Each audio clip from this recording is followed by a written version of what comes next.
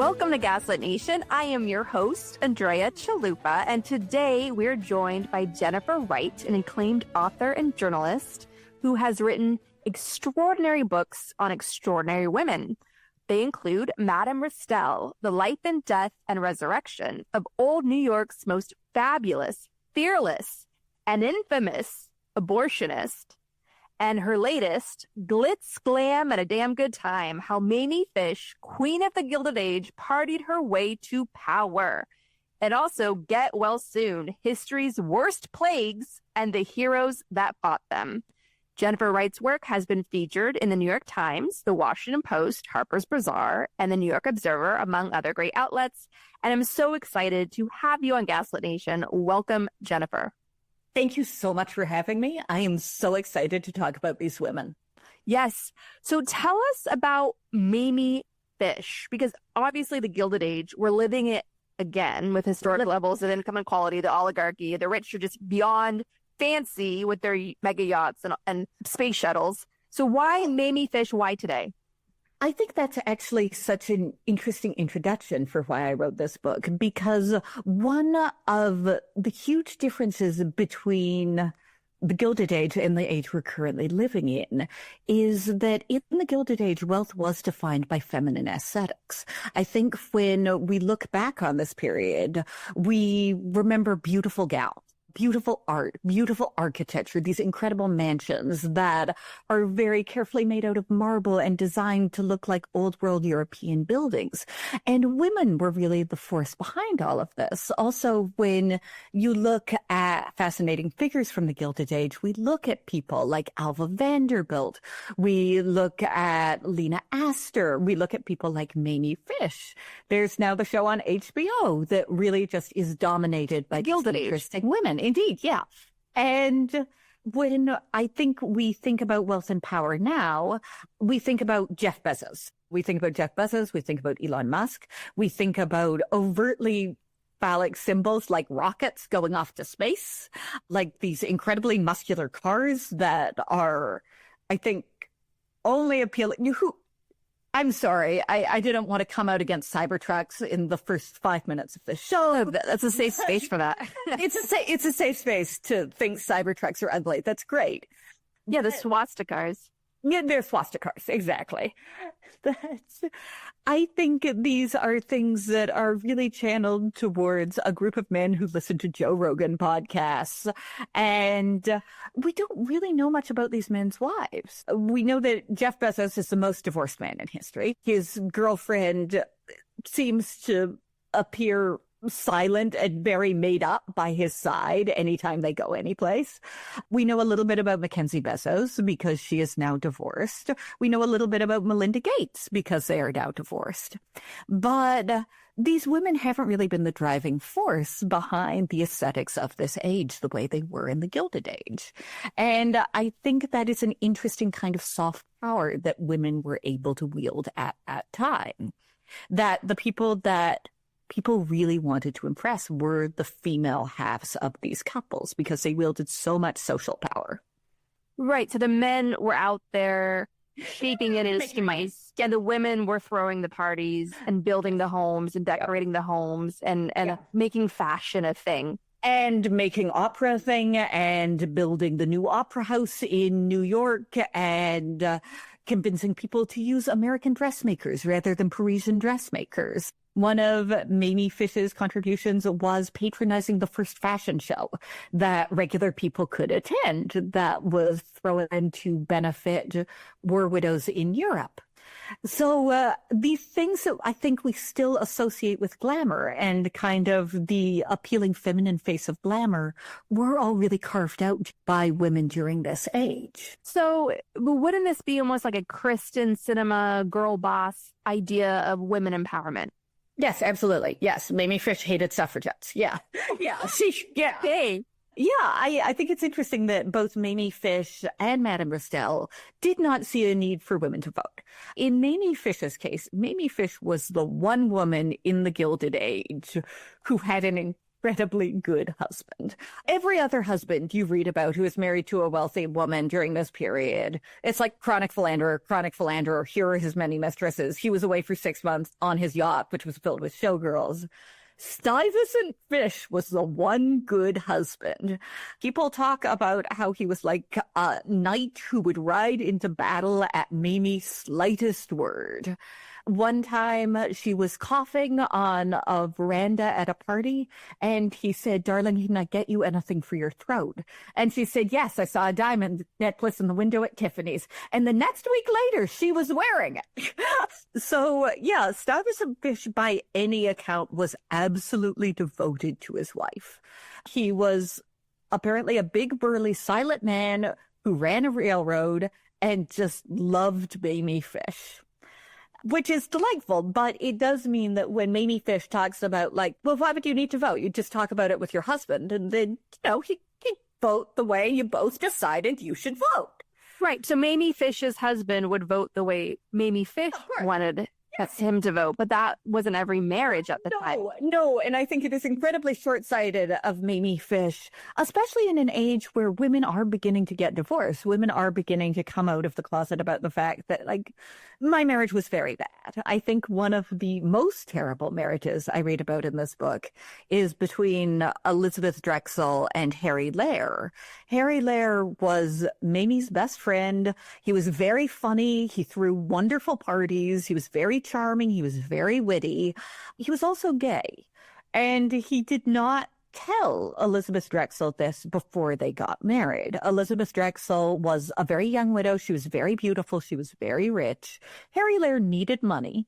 And on their wedding night, as Elizabeth Drexel, she writes in her memoir, had like arranged herself for bed and was pretty excited about consummating this new marriage, came into the bedroom and said, "I need you to know that you repulse me, that I will never, ever go to bed with you. I never want to be alone with you. I will be a perfect husband when we are in public, but in private, know that I could not be more unwilling to spend time with you." And I've never heard a better endorsement for sleeping with someone before you marry them. But also just what an intensely horrible marriage to be trapped in. And she was trapped in it for years because of the difficulties of obtaining a divorce. So this was an age where women were starting to talk about that. They were starting to talk about how, like, my husband hits me. My husband cheats on me relentlessly. My husband is gay and will not talk to me when we're in private. How were they able to talk about it finally? Memoirs. I think by the late 1910s and 1920s, you see this flood of memoirs. Memoirs, really? Yes. Oh, yes. Yeah. Elizabeth Drexel wrote a fantastic memoir that has a huge amount of information about Mamie Fish called King Lear, that talks a lot about her own, like, personal suffering and sadness during this age, and also about, like, the incredible glamour of this age, the incredible fun of these parties, the incredible new ability to travel to Europe, because European travel is now being accomplished by faster ships and you can get there in a matter of weeks. Like the Titanic. Like the Titanic. The Titanic is unfortunately one great example of this, that part of the reason that the Titanic was a vehicle so many people were willing to pay so much to be on was that it was going to get you to Europe really fast, that this was going to be a really quick overseas trip. And, there are many theories about why the Titanic sank, but maybe they should not have been striving so hard to get there and back in record time. And Elizabeth Drexel, I think, really captures the beauty of this age, and also the incredibly confined positions that women could find themselves in during this time. But not Mamie Fish. Mamie Fish's husband just loved her and gave her tons of money, and she got to throw parties every single week. But why was she... Okay, obviously she had all these avenues to power and self-expression. How did these fancy birds in these gilded cages, how did they see the hairy hippie feminists, like the us of the Gilded Age? Well, I think it's interesting because Mamie Fish actually did support a seamstress strike.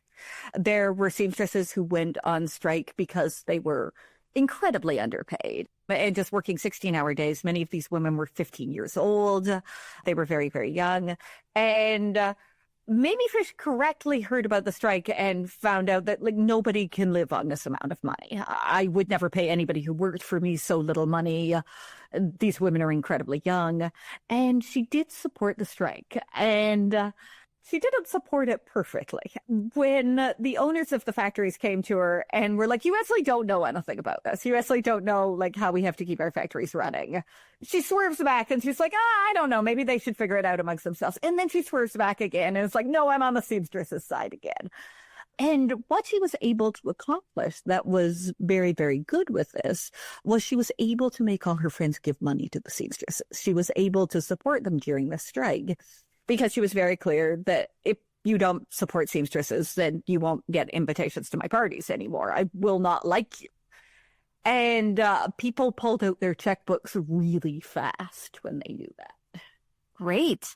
And it is indeed the best thing and I think it is interesting that in the modern age, you very rarely see parties that are not galas, that don't have some charitable attachment. That usually, if a socialite wants to throw a very large party, it is no longer as Mamie Fish would have done it because she wants to throw a party where the circus comes and performs in her house.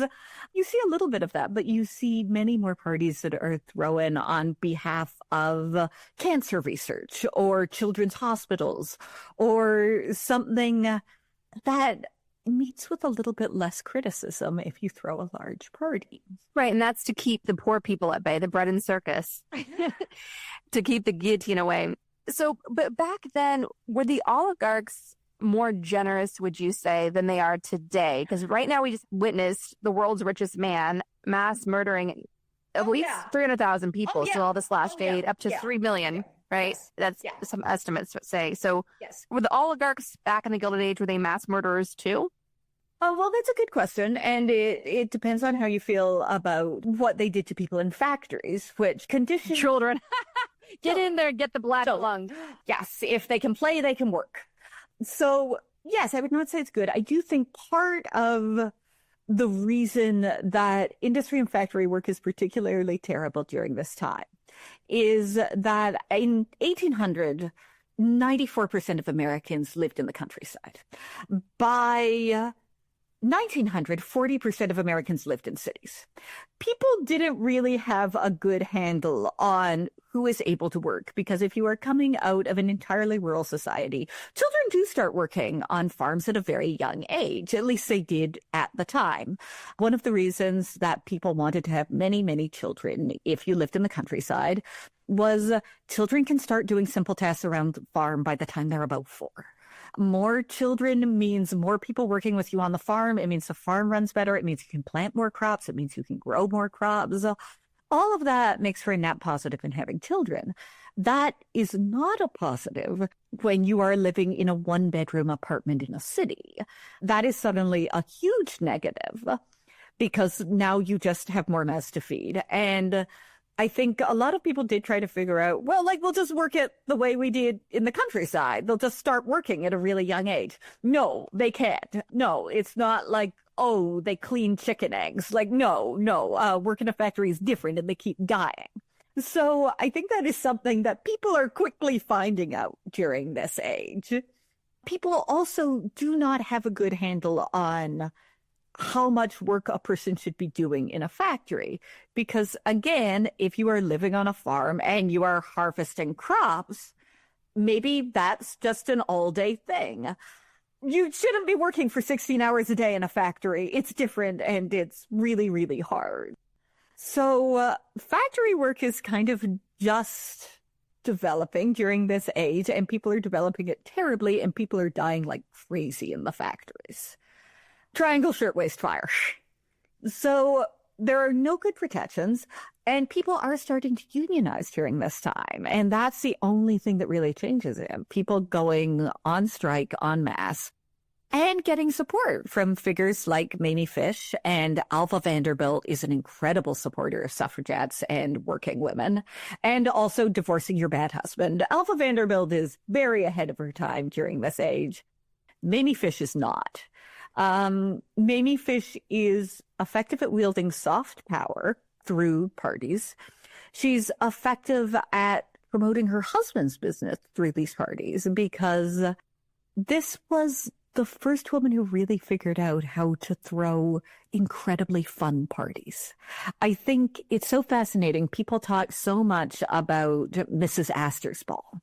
And that's where we get the term the 400 from, that it was thought that only 400 people could fit into Mrs. Astor's ballroom. So the 400 people who could fit were the people who had made it in New York society. But Mrs. Astor's parties, by every account of them, are not actually that much fun. Everybody's crammed into a ballroom. There is dancing. Mrs. Astor sits on a luxurious divan in the front of the room, and she can have like 5 friends who sit on the divan with her. And if you're not invited to sit with her, women run out of the ball crying. It sounds like a nightmarish high school dance. Like, it sounds very unpleasant to me. And Mamie Fish started realizing, like, what if we had a theme? What if the theme was, like, what if for Mardi Gras, she threw a devil theme party, that all the flowers were red. They were made to look like Satan's garden. There was a little post box where a man stood behind the post box and gave you a little letter from hell that would say something naughty on it.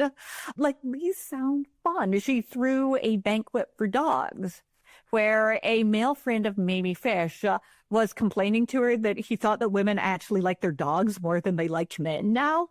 And Mamie Fish said, well, in that case, I'm going to change the invitation list for my parties. And she invited every socialite in Newport and their dog. They were served chicken fricassee and rice. They all sat at the table wearing like necklaces from their owners, and they fell asleep on top of the table. It sounds delightful. Like, it sounds like a very fun, formal party for your dog. She once threw a party for the Prince del Drago, which Newport attended with great excitement because this was also the height of the age of trying to marry your daughters off to any European noble. There is a popular song from the period that goes, the almighty dollar will buy you bet a superior class of coronet. So tons of families were just trying to marry any decaying British royal. That's like Winston Churchill's mom. She's Jenny from New York. She's from Brooklyn. Yeah. Yes, that's why Churchill gets his genius, his wit from Brooklyn. Yeah. And so Churchill's mom was a dollar bride, came from money in America, married into the aristocracy in the UK, and just slept with everyone. Oh, yeah. Buccaneers. Yeah. Free-spirited, brilliant playwright, artist in her own right. Like, Churchill worshipped his mother, like the goddess that she was.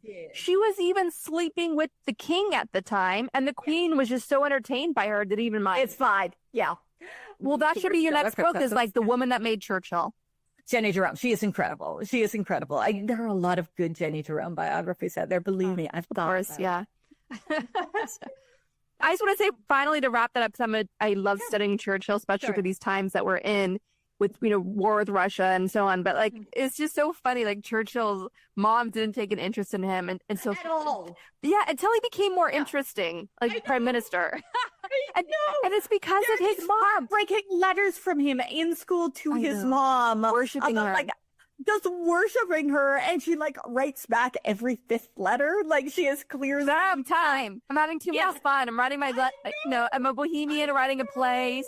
Yeah, breaking hearts of men and women left and right across the blue bloods of the world. But she also, I just want to wrap this up, but Churchill wins the Pulitzer Prize as a writer because of his mom. Like, she shaped him into a brilliant wordsmith and helped get him, used her connections to get him published, get his accounts of the Great War published. And he developed his sharp tongue, his masterful speech, oratory skills because of his mom. And wins a Pulitzer for it. Yeah. Yes. Or Nobel Prize. Well, one of the major prizes he won. But yes. But sorry, go on. Yes. Little fangirling. Yeah, the party for the Prince del Drago. People kept asking if he was related to various people. And Mamie and Harry Lara kept telling everyone, everybody's from the same family, but he's an older branch. The Prince del Drago was a monkey. He was Mamie Fish's new monkey. She got all of Newport to show up and bow, like very deep European court bows. And then they all found out that the Prince del Drago was just her new monkey. I love it. Like a new monkey, literally a monkey? Literally a monkey. Literally a monkey. Wow. She literally had high society thinking this was a prince. Oh, yeah. Oh, yeah. It was a monkey in a suit. It was a monkey. She got like a little dinner suit made for it. Elizabeth Drexel writes that he actually behaved a lot better than most royals she'd known. He ate with a knife and fork. They had taught him to eat with a knife and fork. People went around and treated him as though he was a real royal. It was very charming. I love her animal-themed parties. I think she was doing fascinating, weird things during this age. Very performance art. Very performance art. Yeah, a tinge sort of racist, right? It's like we're going to take a monkey and dress it up in a suit and tell you it's like a prince from far-flung country. A prince from Italy. A prince from Italy. Okay, so anti-Italian sentiment during a time when Italian sentiment. I think it was less anti-Italian sentiment. I genuinely don't think there's a racist element to this. I think the element is Mamie Fish is so tired of going to parties where Americans are just falling over themselves to meet anyone who is a lord. Oh my goodness. So she was sort of like Andy Kaufman. Yeah. Mamie Fish is very pro-American. There are a lot of interactions where she will be with European royalty and they will express surprise that her husband works, that her husband still goes to an office every day. And Mamie Fish says, yes, I wish it were the case in Europe. It would have made you a lot more useful, interesting people. Like, she very strongly believes that society should be filled up with people who work, people who do interesting things. She is the first person who starts having actresses and fashion designers at her parties. That Caroline Astor found it horrifying that an actress would even come to a party to perform. Of course. And so there's an Andy Warhol element to this. There is, yeah. Mamie Fish becomes great friends with vaudeville actresses who are very funny. So these parties sort of see a change from being incredibly regimented during the beginning of the 1800s to being fun, being what we think of as appealing in parties today. And I think what makes them fun is an element of creativity, an element of democratization. Democratization. Yes, I think to some extent there is a democratization here. Now, look, to be fair, there's no seamstresses on strike are not getting a lot of invitations to Mamie's parties. But suddenly you are seeing people in creative professions who are attending parties now and talking to socialites and talking to well-born women in a way that they never would have at the beginning of the century. At the beginning of the century, it would be unthinkable, say, for a well-born woman to go and eat in a restaurant. And Mamie Fish is one of the people who changes that. Really? Yeah. What was wrong with women eating in restaurants? That's my favorite thing to do. Men could see you with their eyes. Perhaps poor men. What? It was that hidden? Men could see you. Well, I mean, obviously men could see you with their eyes if you were at a family's ball or a dinner that you were under chaperone of all the men in your... But you were under chaperone. At masked balls were forbidden in New York and punishable with a big fine. Masked balls. Masked balls, yeah. At the beginning of the century, in large part because a wealthy woman went there, met a man whose costume matched her costume. They immediately fell in love and ran away and eloped and were married by the next morning, to the absolute horror of her family.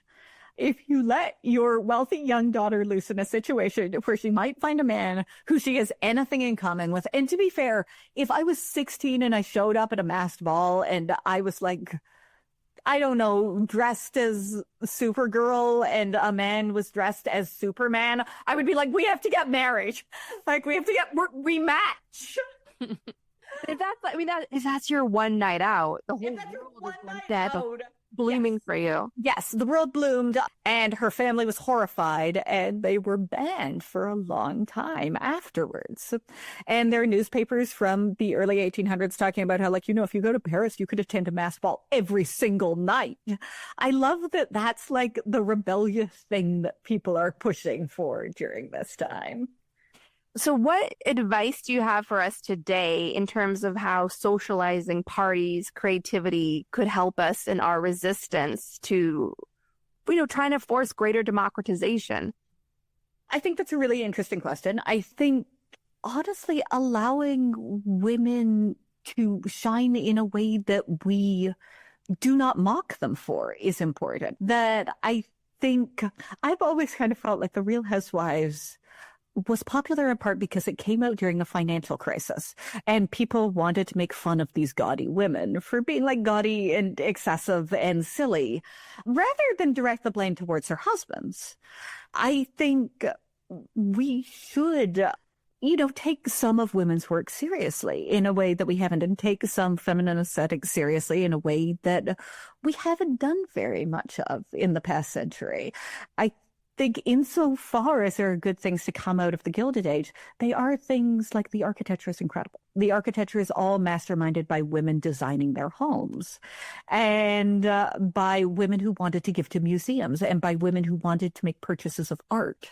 And I think supporting the creative industries now is going to be more important than ever because the government is not supporting any of them. And there is also rebellion to be found in those industries that I think fashion gets dismissed as being like this frivolous feminine pursuit for much of the time. But fashion can be incredibly rebellious. Fashion also serves underrepresented people and minorities for a lot of history. It is an industry where they can express themselves and express their creativity. That's important. I think one thing that we can do is when we hear about women throwing parties or when we hear about women designing clothing or working on artistic projects, I think there is still a tendency to think, well, if a man isn't doing this, this is silly. If a man isn't doing this, this isn't important. Well, it's important enough that it is the visual that you have in your head when you think of 2 decades surrounding the late 1800s. I think we should maybe take those things a little bit more seriously. I think we should assume that women expressing their creativity does have a great influence on society and does have a great influence on the age that we're living in. And women can be allowed to be feminine. They don't have to wear big boxy shoulder pads like a working girl to try to fit into a man's world. And I think there needs to be space for feminine expression across all sectors of the halls of power in industry and not see it as like women's work. That's how women for the women that choose to express themselves that way, because not all women do. The feminine spectrum can be alive and well. And also, and I worry that protest theme parties, all of our protesting parties, protesting to have like fun themes. Yes. Oh God, who was it who said that if I can't dance, it's not my revolution? We'll find the person. Emma Goldman said it. Exactly. I think it is also important to make revolution, make it seem fun. Make it seem like this is a fun thing that is enjoyable to participate in, instead of making it seem like if you want to be progressive, you are going to be scolded all the time. Exactly. And I mean, look, the far right, they have their monster truck rallies. They have WWF wrestling. I'm sorry. I want to hang out on a boat. It seems fun. I worry that, like, for a little while among some circles of the far left, they're too serious and they're too Yes, you'll never be progressive enough. There's so much. I'm listening, I'm learning, I'm trying to do better. But honestly, like, I also just have to get my kid to school and like make lunch and go about my day. And maybe I want to do something fun in the evening. Maybe there is a benefit to offering a little bit more fun to people. Absolutely. Mm-hmm. And Mamie Fish's decade, the 1910s, then is followed by the women's lib movement of the 1920s with the flappers, the girls cutting their hair short, showing their knees, drinking the men under the table, and it just takes off from there. Mm-hmm. I mean, obviously, we've gone forward, we've gone back. It's been this sort of, 2 steps forward, 2 steps back, but it just shows that Mamie Fish did what she could with where she was with what she had, and probably didn't even realize it half the time. She was probably just busy having fun. I think she didn't. I think Mamie Fish was also Like, I think there is an element of I'm not like other girls to Mamie Fish that is a little limiting. Most of Mamie Fish's friends were men. Like, a lot of Mamie Fish's friends were gay men. She was really funny. They were coming up with creative ideas for parties together all the time. They were playing pranks like taking over a streetcar and riding it through the streets. They were having a great time, but they were having a great time that was available to a tiny minority of people during this period.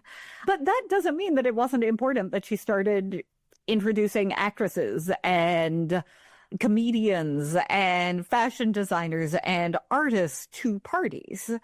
It still means that she was doing interesting things within the confines of a life that was accessible to very few people. I want to ask you also about Madame Restell, your book about, and I'll say the title again, Madame Restell, The Life and Death and Resurrection of Old New York's Most Fabulous, Fearless, and Infamous Abortionist.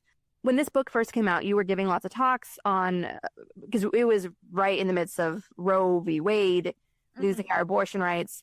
What was it about Madame Restell in terms of, like, when you were digging into the story of this renegade abortionist, what lessons did you learn from her that we need to stand by today in the fight for abortion healthcare? Wow. Well, we go from like the fancy parties to like Underground Railroad. Oh, don't worry. Don't worry. Madame Restell also loved making money and threw a lot of fancy parties. Madame Restell also felt like women didn't need the vote because she just bribed politicians. Oh my goodness. So she's like, why go to all the trouble, ladies? We could just buy them off. Just buy them off. I just send them a gold watch for Christmas. Like, that's why my industry is going fine. But as if to say, wait, so Jennifer, you've done all these historical books. So you have such a deep bird's eye view of how corrupt America has basically always been. Like, you've seen Trump through and through in all your research over the last 200 years. So basically everyone's like pulling their hair out and curled up in the fetal position going, America's over, America's doomed. And I'm like, study history. Oh, no, it's real bad. It's real bad. It took 100 years to get from the Comstock laws that really put Madame Restell out of business in 1873 to get to Roe versus Wade. When Madame Restell began performing abortions in the 1850s, it was a misdemeanor. It was punishable by a fine. Really, all you needed to do was charge more for an abortion than the fine was going to be. You were in business.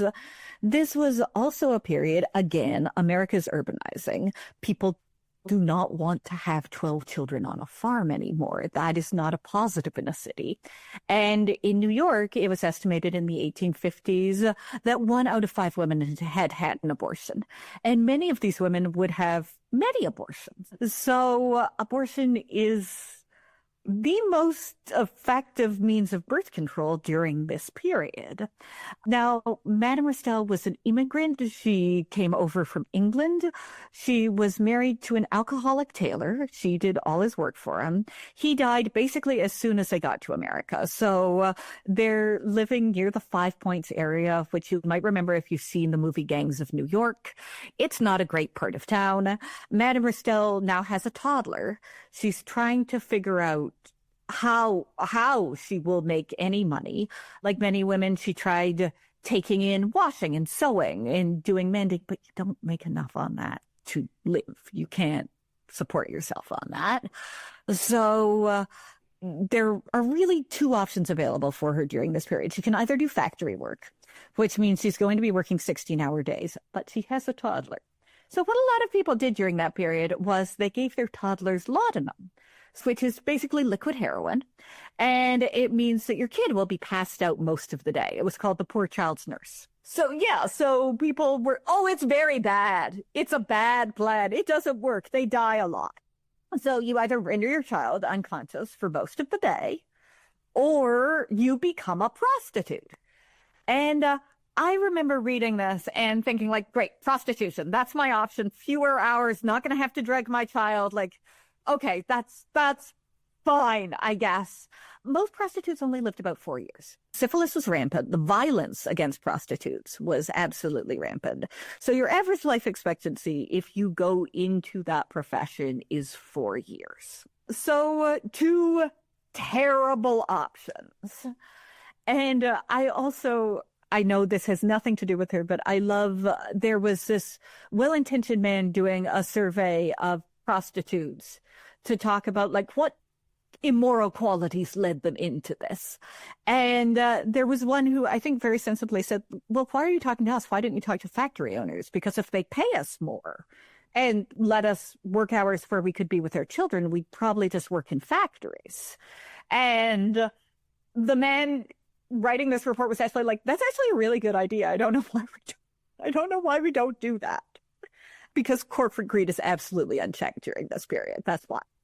But Madame Restell got really lucky. She lived down the street from a pill compounder, and there is no regulation or oversight during this time. So you can grind up any herbs you want, put them into a pill, and tell people they're going to cure their headaches or their stomach complaints or anything else. And Madame Restell did that, and she actually got really good. She figured out how to mix turpentine and tansy oil in a way that would produce a miscarriage. And not perfectly, and you shouldn't do this, but through the 1970s, doctors said that turpentine is an absolutely recurring motif among women who induce their own abortions. It will work. It will make you very, very ill. You should not ever do this. Women should never be put in a position where they're thinking about doing this. But Madame Restell figures out basically like a little potion that she sells to women for $2 a pop that with some effectiveness does produce miscarriages. And then she figured out, because a lot of women were like, it didn't work. Like, I'm coming back for more because it didn't work the first time I tried. She figures out how to do a surgical abortion using a piece of whalebone. Whalebone from a corset that she has sharpened to an incredibly fine point. And the most amazing thing about Madame Restell is that she never loses a patient. It's shocking. And by the end of her life, people really wanted to find anybody Madame Restell has killed. She never kills anybody. She must have had the steadiest hand in the world, because it wouldn't be really easy to have that piece of whalebone puncture your bladder or just nick something in a way that brought on sepsis or have any other number of things go wrong. Infection, she must have kept things extremely clean ahead of time of when people understood to do that. She used to be a maid. She was a fastidious cleaner. There you go. She was extremely ahead of her time, ahead of the science. Was, luckily, like by sheer luck, Ignaz Semmelweis lives during this period, and he's the first one to notice that doctors at his clinic have women die after childbirth all the time, so much that it's called doctor's fever. And midwives really don't so much. And maybe it's because they're plunging their hands into corpses and then plunging their hands into women's birth canals. And he tells people to start washing their hands. And when they do, the death rate for women drops to about the rate it was for midwives. And then Charles Meigs, the father of American gynecology, comes forward and says that this is insulting because doctors are gentlemen and gentlemen have clean hands. And the doctors decide that they shouldn't actually have to wash their hands. Ignaz Semmelweis is thrown into a mental asylum where he dies. Yeah, it's a terrible time. It's a terrible time. The children are all drugged on heroin. Everybody's hands are filthy. And you think today is hard. No, that sounded like Trump when you said that. Yeah. We don't need to wash our hands. Yeah, that's by Jesus. Well, RFK doesn't seem to believe in germ theory, so we're back.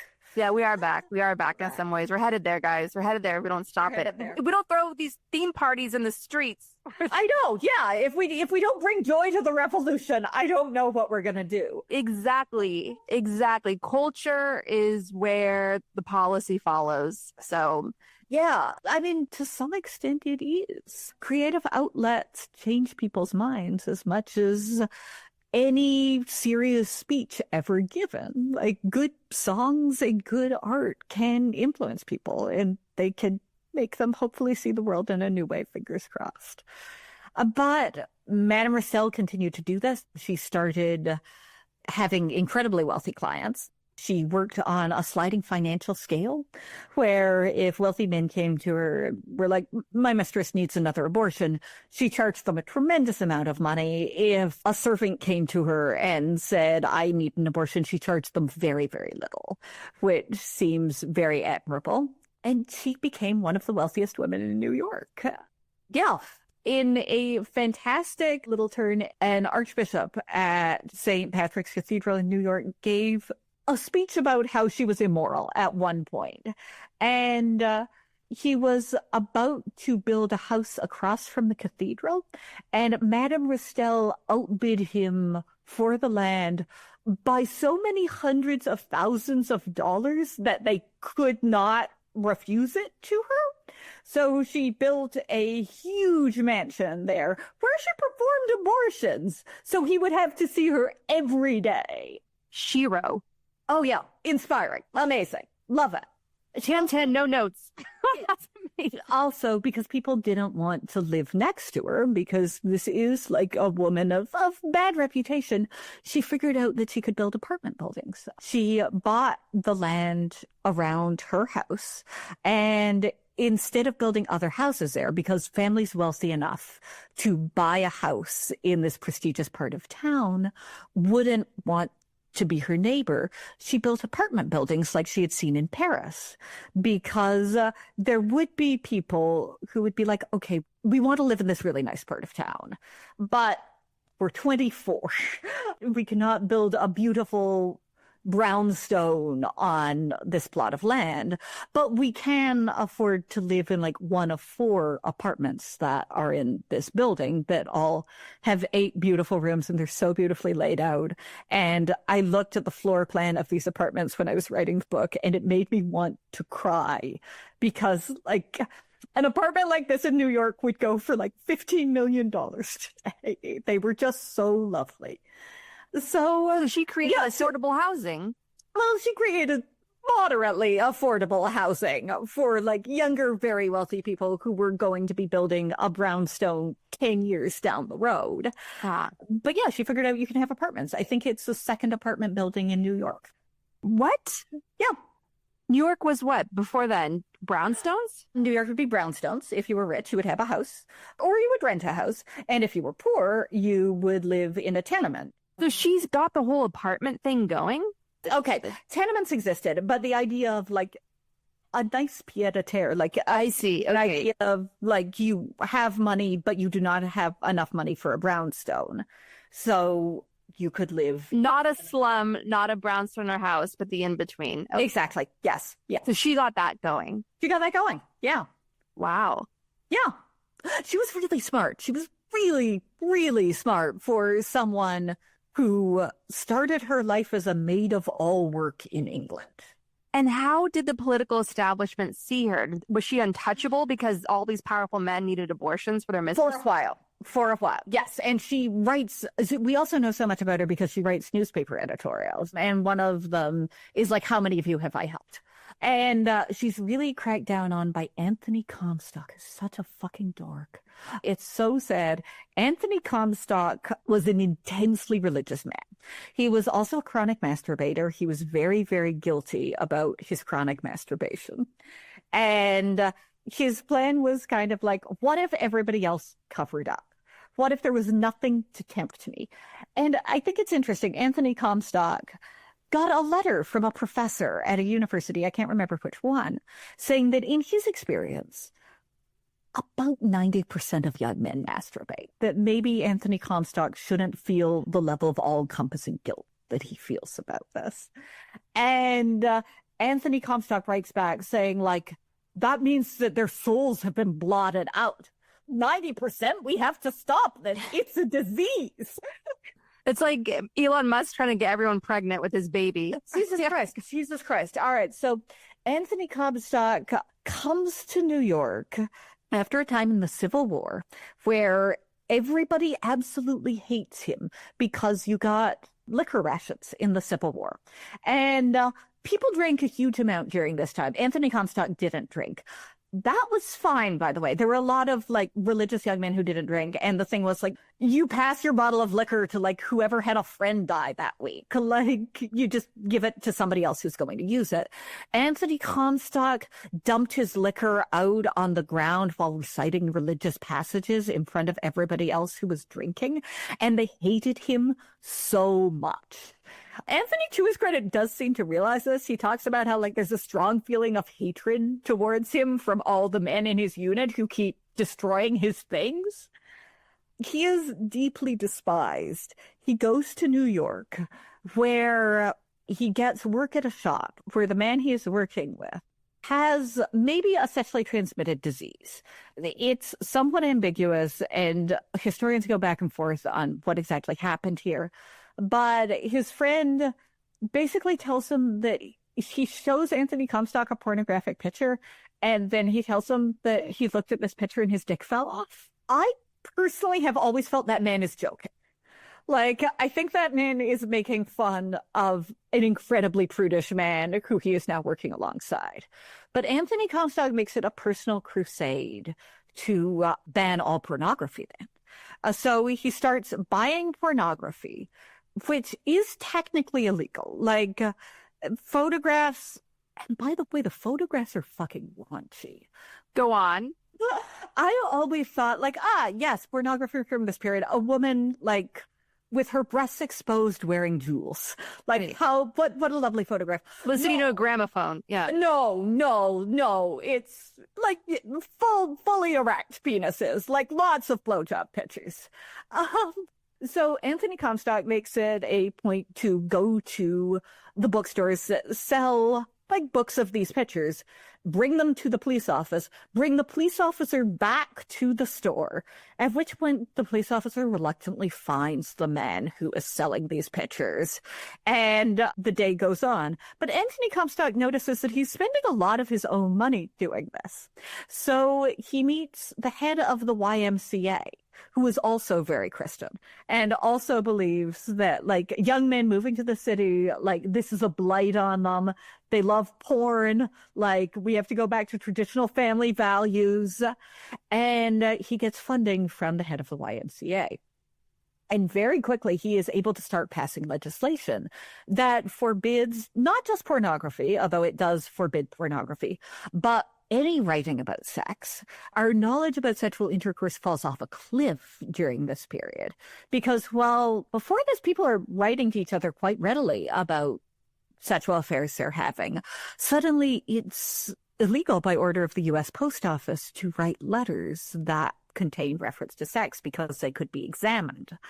So no more writing about sex, certainly no more distribution of birth control through the mail, and no more information about how to regulate your period in any way. It's all illegal now. So whereas before Madame Restell was able to write a lot of editorials in the newspapers about family limitations and the benefits of birth control, after 1873 and the passage of the Comstock Law, she can't write anything. Her ads are reduced to being like, I'm a female physician, this is my office. Like, if you know, you know.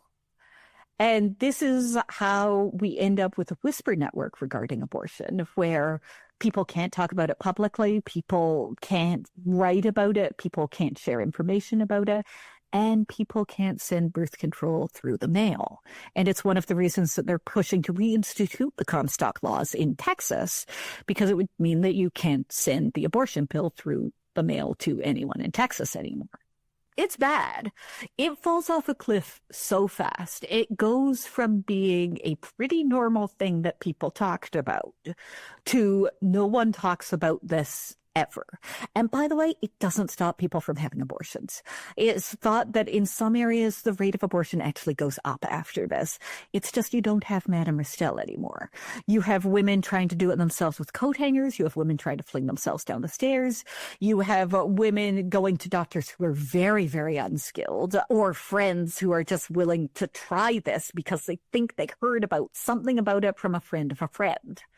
So when you have less information about reproduction, it gets worse. It gets a lot worse. It does not produce happy, smiling children all just lining the streets of New York.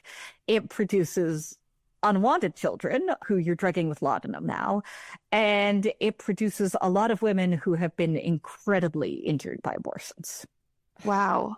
And this really hated idiot, this prude who's just dumb as rocks, had such a huge impact. And the year before the Comstock laws, a newspaper at the time writes, some people have been asking us why we don't write about Anthony Comstock for the same reason that we don't write about mosquitoes in summer. They're annoying, but they're not going to do anything. But how was he able to be successful? Next year. They're always a joke until they're not. They're always a joke until you find just enough other men who have money. And those men will always see a benefit of putting women back in their place, establishing themselves. And look, I don't think it's a coincidence that these men seem so silly, that they seem like such jokes. I think the people who want to feel superior and who want to put women in an inferior role and who want to put minorities in an inferior role are people who feel very insecure about themselves. I think they are not, generally speaking, they are not the men in Anthony Comstock's unit during the Civil War who were having a glass of scotch with their friends and just like writing their wives horny letters about like how excited they were to come home. They are men who feel very insecure about their position in society. They feel very insecure about whether or not they're being respected. They may feel like they are outsiders or they're weird, and they want people to respect them and look up to them. And I think you see a lot of that in Trump, too. You see a lot of a man who is very desperate for people to kowtow to him in a way that like, I don't think Barack Obama ever was. Frankly, I look at presidents that maybe I have a personal bias towards, but they don't seem to feel as much insecurity as Donald Trump openly feels. Wow. That is incredible, Jennifer. This conversation could keep going, so you have to come back. Yes, I'm obsessed with everything, like your whole brain of knowledge and like everything, all the primary sources you must have read, and like it's so much fun. It's the most fun part of the process for me. I know so many people have research assistants. I'm obsessed with reading newspapers for this period. I love them too. I can't imagine not doing my own research because, I mean, obviously I've had a research assistant on a time I really needed one, but like, it's the discovery, the journey, the stuff you stumble upon. And like, there's nothing like reading primary sources to put back into that mindset, because we learn such a watered down version of history. Oh, so much so. Yes, it's so much weirder than you ever think. And it's also so much more human than you ever think. It is so based around people's own personal foibles and the fact that Anthony Comstock just feels really bad when he masturbates. He wishes there would not be things that would make him want to do that. He's such an amazing villain because he's got like all this pathetic depth to him. Like an actor would love to play such a loser. Like it'd be just a juicy role. Yes. Yes, and he is the one who eventually arrests Madame Restell. At the end of her life, he goes to her in disguise.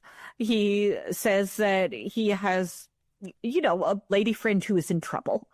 And Madame Restell gives him, like, the turpentine and tansy oil thing that she gives everyone. And she says, okay, this is $2.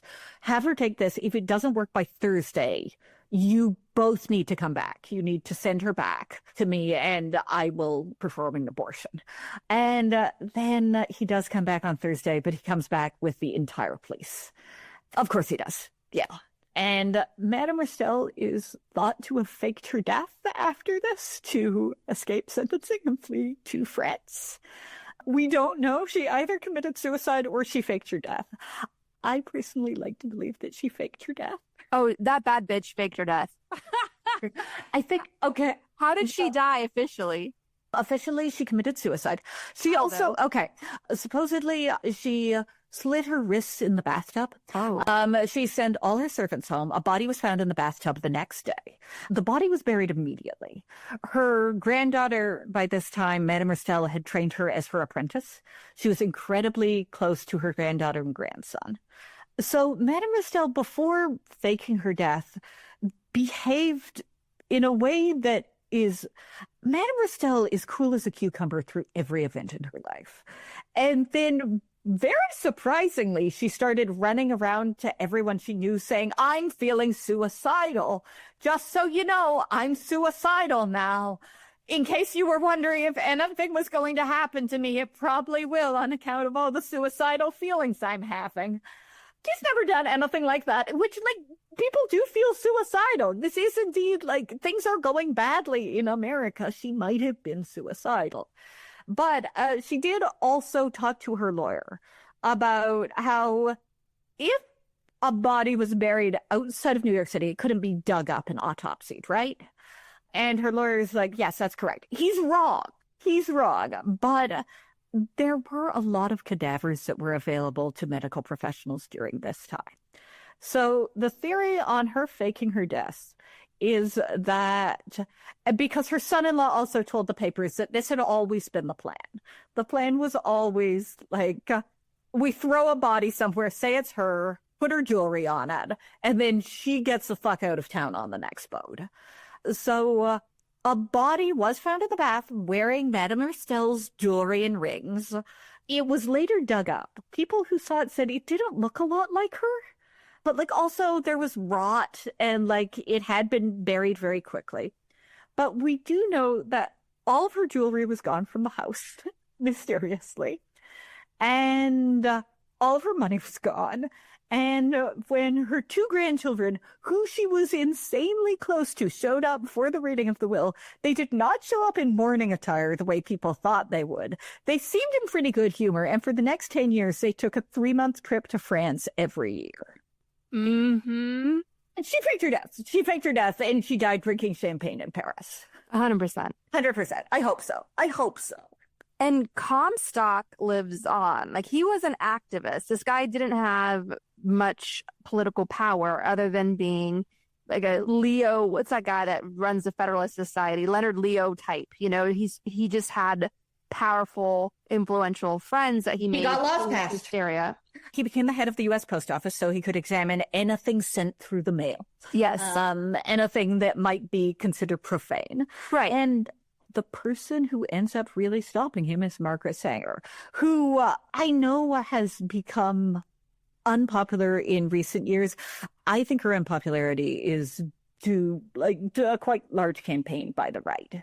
Oh, that's interesting. Because I guess because women suffragists weren't necessarily civil rights icons. They were like, Black women, we go first, wait your turn if ever.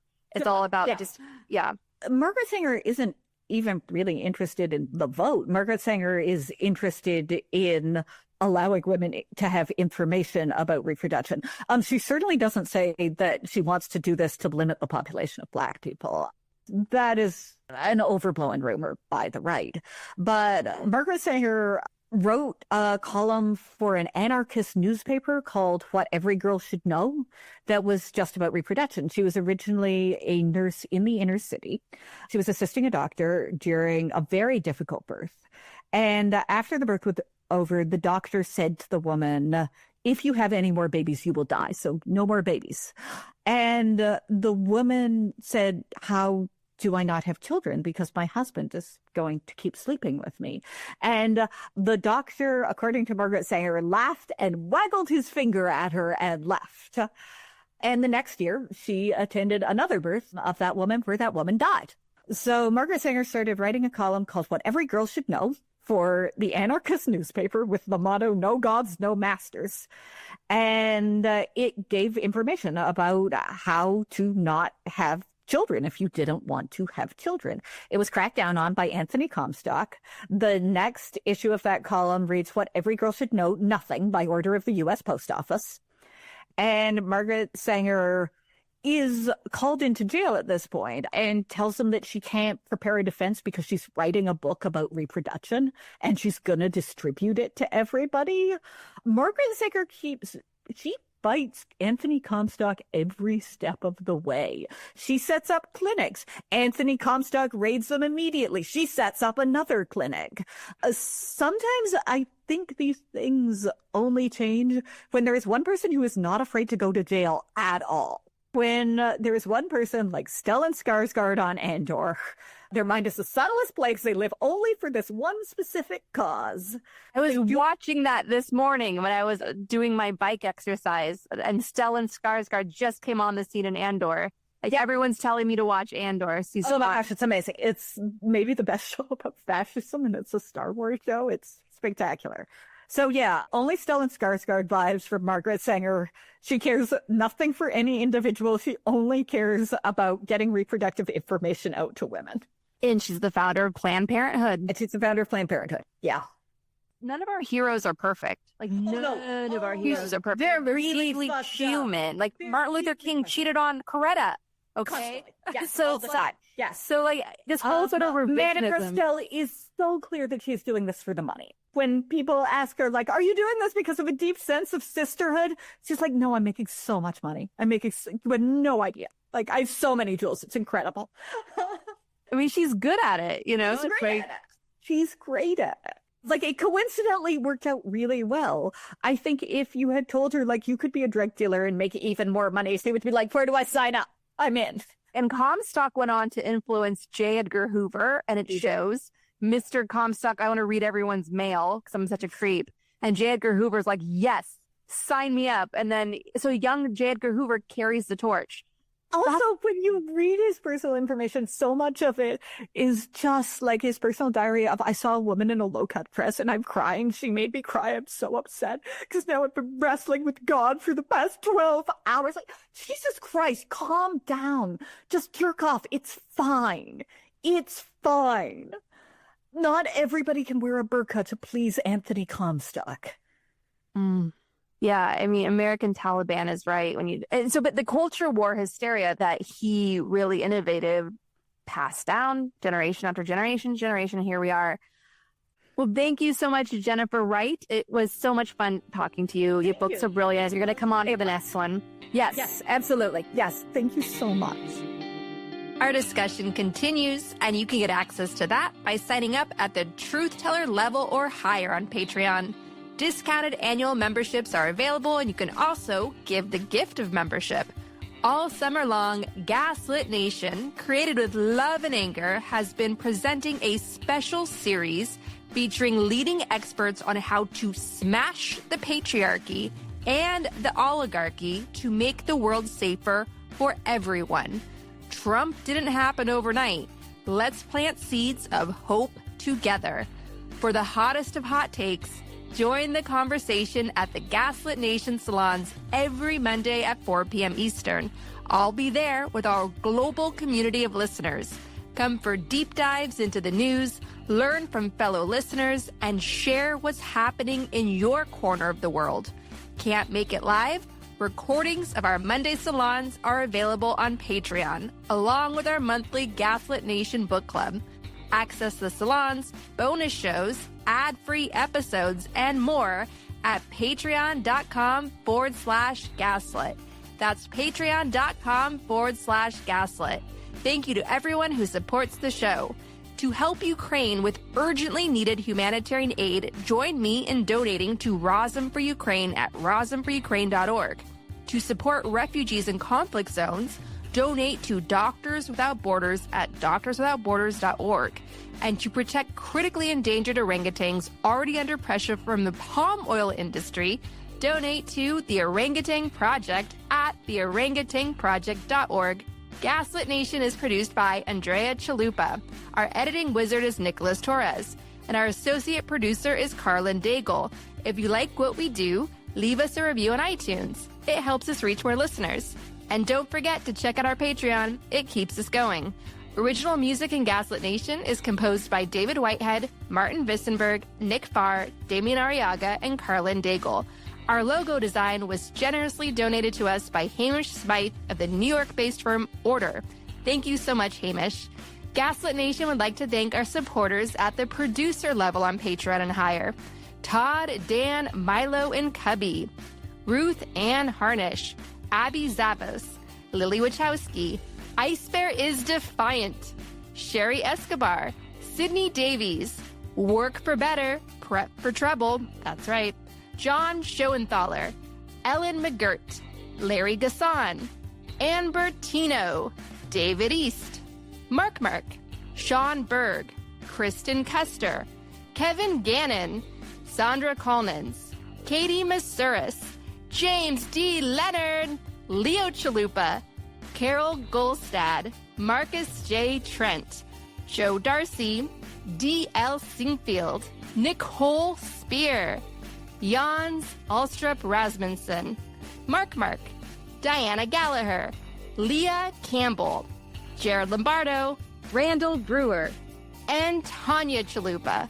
Thank you all so much for your support of the show. We could not make Gaslit Nation without you.